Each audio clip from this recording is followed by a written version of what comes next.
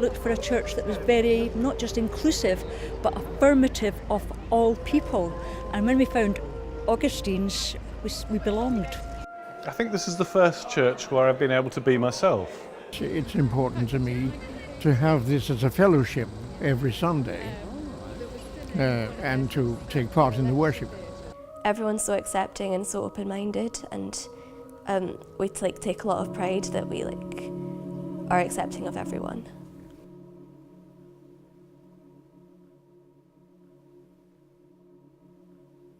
There was a lot of change going on, both politically and religiously. The French Revolution, from research we've found out that was quite influential on some of the founding members. The ideals of freedom and liberty were sort of circulating quite widely. So all these ideas are going round and are being very influential and did play a huge part in where Augustine comes from, and I think still has that independence and that surprisingly radical feel about it.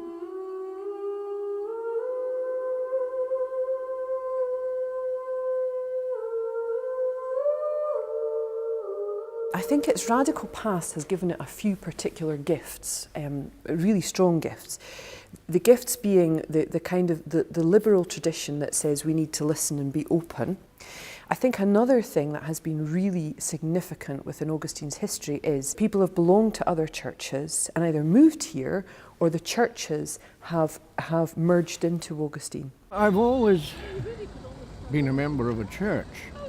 And this is the United Reformed Church, which there are not that many congregations in Edinburgh. Augustine United was originally a congregational church, so they outgrew a much larger church. So it was I think the quotation is that it was the first church to separate out of love. Which means people have experienced change. People know that life is not about finding a goal, it's about learning to manage well the process of life. And the church community is exactly the same. So people have been open to change. Because of the heritage through Augustine, we've always had an interest in justice issues in this church, local justice within Edinburgh and within this community in Edinburgh, and wider issues of justice. This is a community of, it seems to me, of good-hearted people who are trying their best to live out the message of justice and love to everybody in the world. And when you're in this kind of community, then it's obviously natural to be nice and to be warm and to be supportive back. We can feel at home and enjoy a more welcoming type of worship than perhaps the more strict forms of worship in other churches. That's not to say that we don't sometimes enjoy going to other churches, but we find ours is more relaxed, more informal perhaps, and more all-embracing. We have no barriers to who joins the church.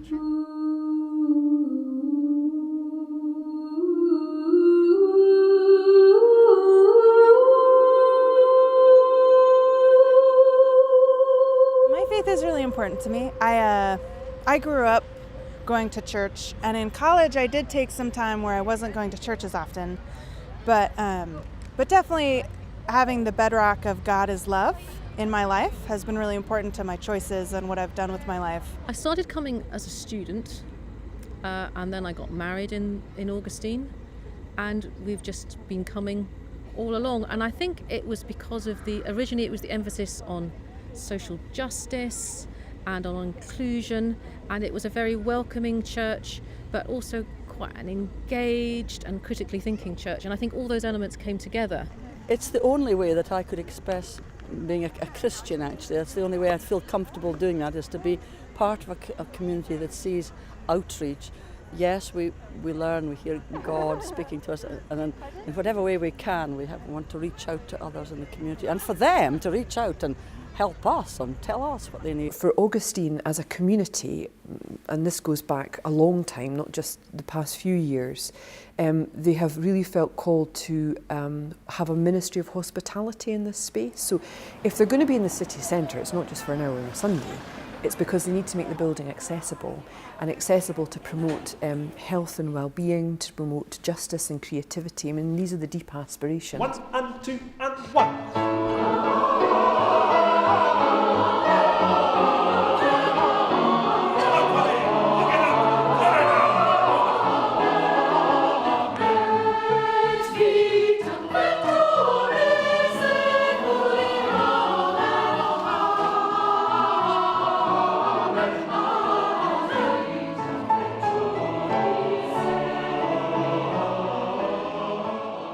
So over the years they've done various renovations to the building to make it accessible and usable, and to have lots of groups in that are promoting lots of different things.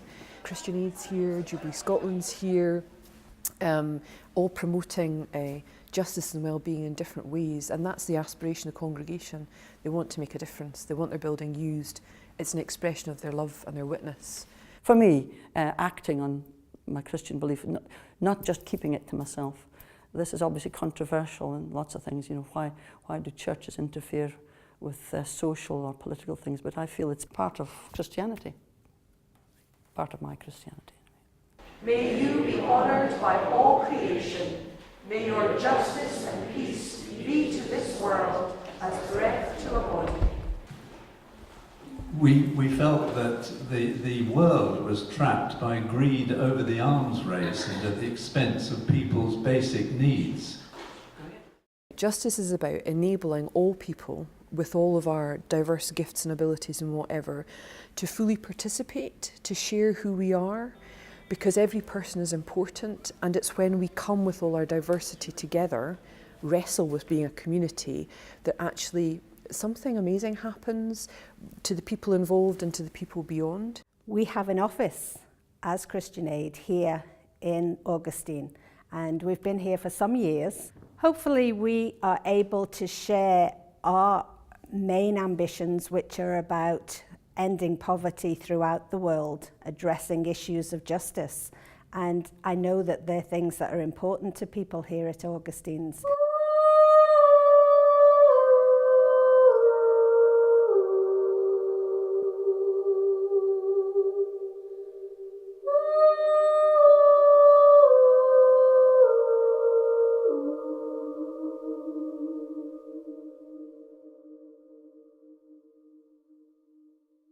We try to involve and welcome those who are searching and seeking, people who have doubts as well as certainties. I think, in fact, we prefer people with doubts. Sometimes we think that having all the answers is not a good thing. I don't think many of us have all the answers to any problem.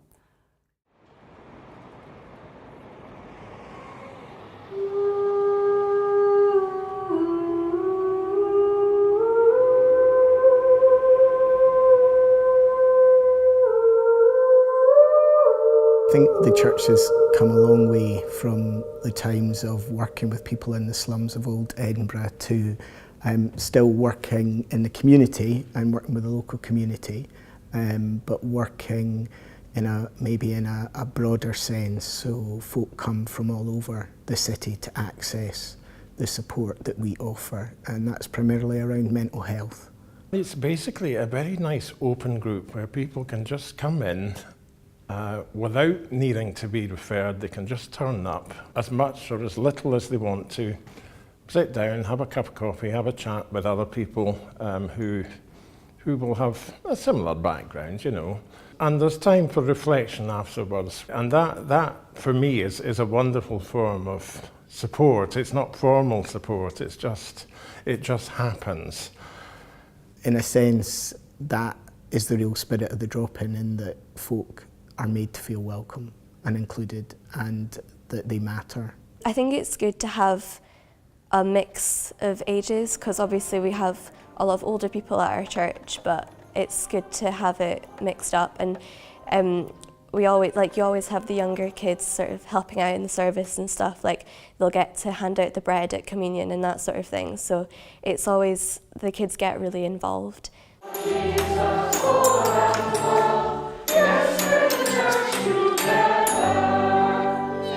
boy, Ewan. Well done. You take some more. It's a good scooper, that one, actually. When we come to Augustine's, we feel accepted, we feel like ourselves, we don't have to hide anything. It's so normal that you don't even think of people as being gay or having mental health problems or being transgender. That's just part of the community, it's part of the world, and it's just a lovely, lovely feeling. It's often churches that lead the struggle against our rights, and I don't believe that has anything to do with Christianity. That has to do with tradition, and it has to do with prejudice.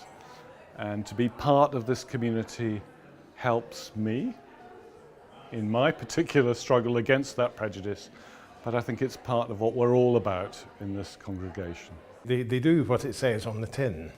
You know, a lot of people say they're inclusive and so forth, but when it gets down to the nitty-gritty, oh, well, I'm not sure about that. Whereas Augustine's, I think, do very much embrace the various challenges. You know, there are challenges, but they do embrace them and they do work with them and they do work to find solutions. It feels like a place where you're allowed to do whatever your gifts are, and you're encouraged to do that. And it's very easy and accessible, I think. My husband is a trans man, and that's a big, you know, it's not like a big part of our life, but it's important to be at a church where that's not a big deal.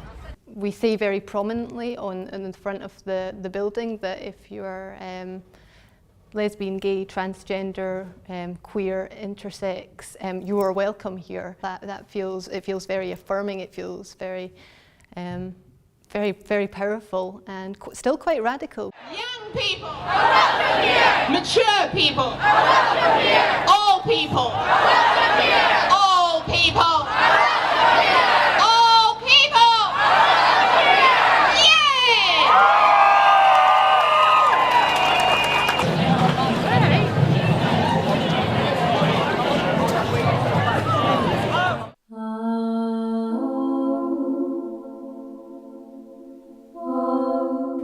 I hope it will continue to grow as it is growing. And I can't tell you exactly what it'll be like in 2, 3, 5 years' time, because it'll depend on who's part of that community.